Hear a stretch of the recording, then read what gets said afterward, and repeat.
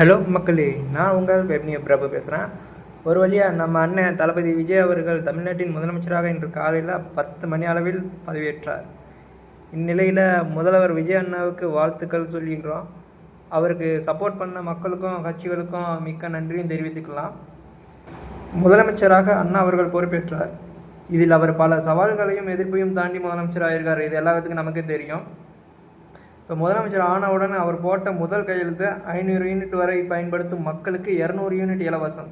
அதுக்கு மேலே பயன்படுத்தினா இலவசமாக கொடுப்பாங்களான்னு தெரியல. அது நடைமுறைக்கு வந்த பிறகு தான் தெரியும்.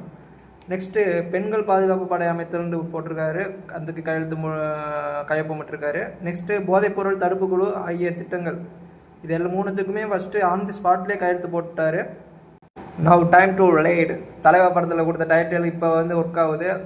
இப்போ முதலமைச்சரை ஸ்டார்ட் பண்ண ஆரம்பிச்சிட்டா. அப்படி இன்னும் அடுத்து அவர் என்ன நடவடிக்கைகள் நம்ம கவனமாக பார்க்கணும். முதலமைச்சர் இருக்கையிலும் சென்று அமர்ந்து விட்டார்.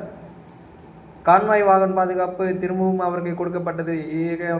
ஒரு 3 நாளைக்கு முன்னாடி திரும்ப பெறப்பட்ட நிலையில் இன்றைக்கு அவருக்கு மறுபடியும் கொடுத்து தான் ஆகணும், வேறு வழி இல்லை.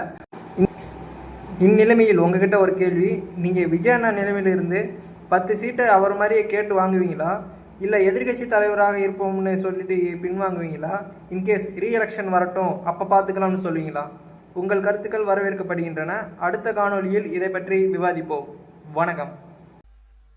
சி ஜோசப் விஜய் எனும் நான்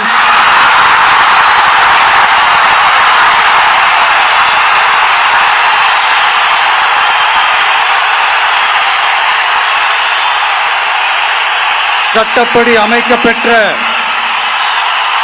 இந்திய அரசியல் அமைப்பின்பால் உண்மையான நம்பிக்கையும் மாறா பற்றும் கொண்டிருப்பேன் என்றும்,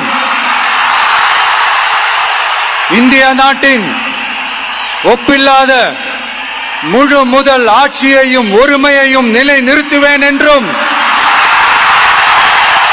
தமிழ்நாட்டு அரசின் முதலமைச்சராக உண்மையாகவும் உளச்சான்றின்படியும் என் கடமைகளை நிறைவேற்றுவேன் என்றும், அரசியல் அமைப்பிற்கும் சட்டத்திற்கும் இணங்க அச்சமும் ஒருதலை சார்பும் இன்றி விருப்பு வெறுப்பை விலக்கி பலதரப்பட்ட மக்கள் அனைவருக்கும் நேர்மையானதை செய்வேன் என்றும் ஆண்டவன் மீது ஆணையிட்டு உறுதிமொழிகிறேன்.